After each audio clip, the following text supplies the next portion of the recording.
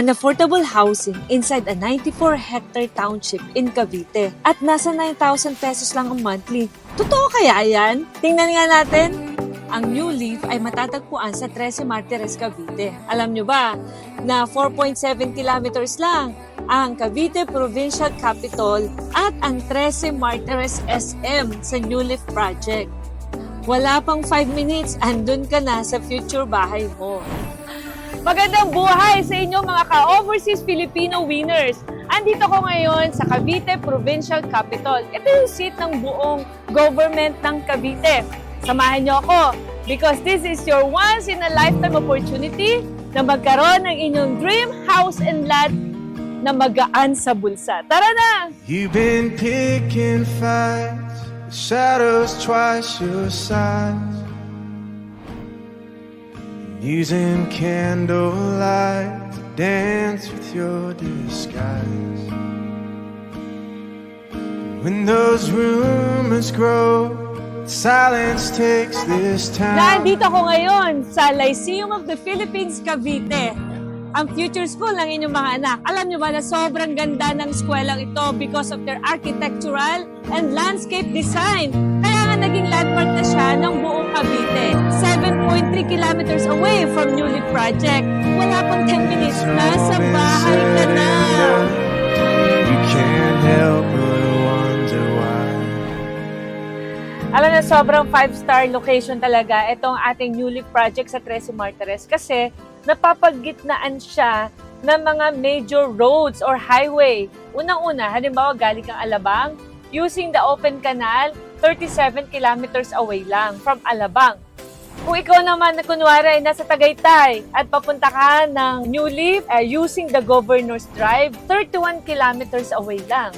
At kung ikaw naman ay gagamit ng Tansa or 13 Road, 12 kilometers away lang. Kaya po, very strategic ang location ng project natin ito sa 13 Martires, the New Leaf.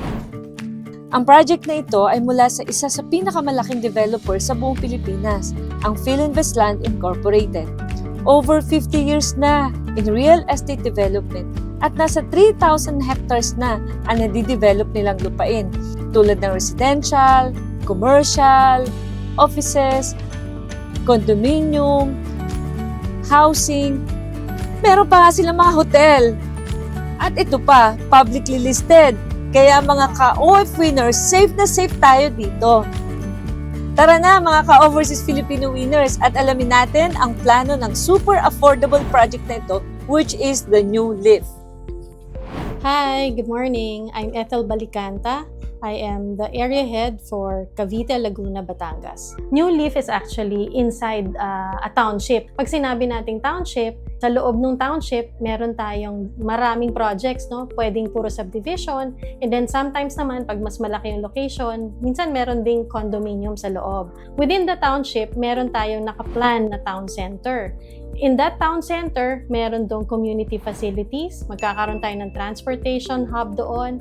Potentially, we will also have a church and an educational institution sa loob. Kasi ang intention natin, yung town center na yon, yan lahat yung magpo-provide ng basic needs ng mga residents na mapupunta sa loob ng township. So, ang New Leaf is a 94-hectare township, no? Ang impression is ang township, para lang yan sa mga high-end. That's not true. That's not true anymore. In fact, ang very first project natin dito is Rosewood, which is a socialized project, and itong New Leaf na low affordable. Actually, last chance na natin to para maging part ng township sa napakababang presyo. Kasi after these two projects, alam nyo ba, mataas na. Hindi na siya yung affordable. Pataas ng pataas. As we all know, globally, tumaas na ang presyo ng construction materials and even yung, actually ang isang maganda dito is yung tumaas na rin ang land value ng Cavite. It's very fortunate that Philinvest has the biggest land bank. Kaya kaya pa natin na mag-offer ng multiple products para sa ating mga OFWs. Actually, hindi ito ang first project namin na township. Meron na kaming San Rafael Estate sa Bulacan. Meron tayong Ciudad de Calamba in Laguna. And then we also have Philinvest City, nasa Alabang lang yan. And then meron tayo sa Rizal, Havila Estates. No? So sa Luzon pa lang actually napakarami na namin township. Meron pa kami sa Visayas and Mindanao. Very big establishments yan or developments ng Philinvest. Update ko lang din kayo doon sa development. No? Right now, yung amenities natin sa Phase 1, actually ongoing construction na siya. Yung sa Phase 2 naman, magkakaroon din siya ng sarili niyang amenity. Yung parehas na phases natin na yon, magkakaroon sila ng sarili-sariling clubhouse, may swimming pool, may children's playground, and then may basketball court. Itong New Leaf 2 natin is in a pre-selling stage. No? So, pag ganyang nasa pre-selling stage tayo, nasa introductory price. So, sinigurado namin na para sa mga OFWs natin na nagtatrabaho abroad, ay maging affordable ito. Maliit na hulog, pero pag umuwi ka, alam mo na meron kang bahay na sa'yo na pwede mong uwian. Okay mga ka-OF leaders, silipin natin ang mga model unit. Pasukin natin ang model unit ng Bernice. Ito ang pinaka-affordable. Dito pwede kayong magsimula and then kayang-kaya nyo pang i-expand. Ang bahay na ito ay ite-turn over base sa finishing na nakikita nyo. Ibig sabihin, nakapintura na siya. May kitchen at toilet at meron ding provision for 1 bedroom. Nasa 27 square meter ang livable floor area. Pero ang lot area ay 70 square meter.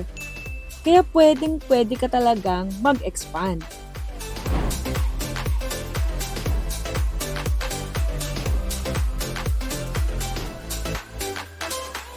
Meron ng working toilet at faucet at nakaabang na rin ang mga electrical outlet and light fixtures. Ito naman ang view na makikita mo. May space pa sa gilid, hindi dikit-dikit. Ganon din sa likod at sa harap. Wow! Ayan no! Meron pa kayong malaking space, 1.7 meters. And then, pwede kayo maglagay ng dirty kitchen at saka laundry space ninyo. Naku, ang ganda. Sarap imagining. Pwede rin kayo maglagay ng bubong para sa car park ng kotse nyo, na pwede rin maging tambayan habang wala pa kayong kotse.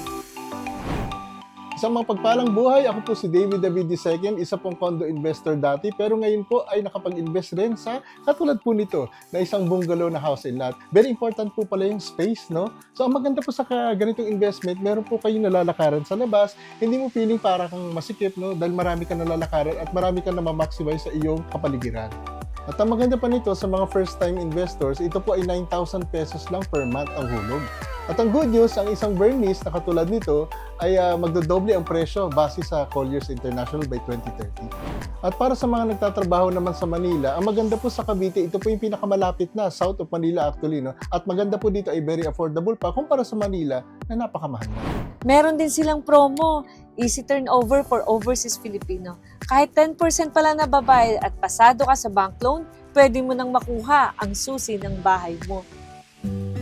At kung nabitin kayo sa space nyo sa single story, meron din tayong 2-story option. Nakakasya ang buong pamilya mo.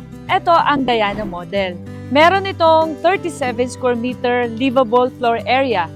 At ito ay up and down at may provision na rin for 2 bedroom. Living room, dining room, kitchen at carport.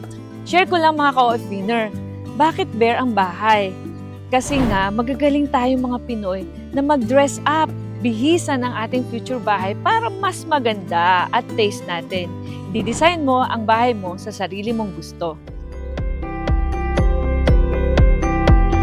Hello po, ako po pala si Aldrin S. Ganancial po, 33 years old. Isa po akong fourth engineer po sa Barco. Isang malaking ko po ito, accomplishment po sa buhay po na nakapagpundar po ako ng bahay at lupa. Inspirasyon na din po sa mga kapwa ko OFW po na at early age dapat mag-invest na po sila as soon as possible. Kasi po alam ko, aware po ako na every year po tumataas po yung value po nung property po. Yung goal ko po kasi as OFW, ayaw ko po na tumagal sa pagbabarko. Kaya as early as possible, mag-invest na po. Kasi yung plano ko po is kukuha ng mga units tapos papaupahan.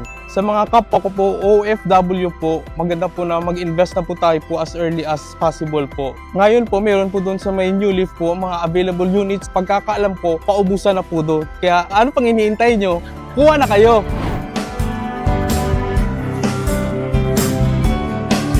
Nako, napakasarap po ng weather dito sa New Leaf. Kung napapansin nyo, malakas ang hangin, hindi siya mainit. Yung po pala, etong part na to ng 13 Martires ay mataas. Kaya po, make sure na huwag niyong palampasin ang opportunity na ito. Kasi ito ay pre-selling pa lang.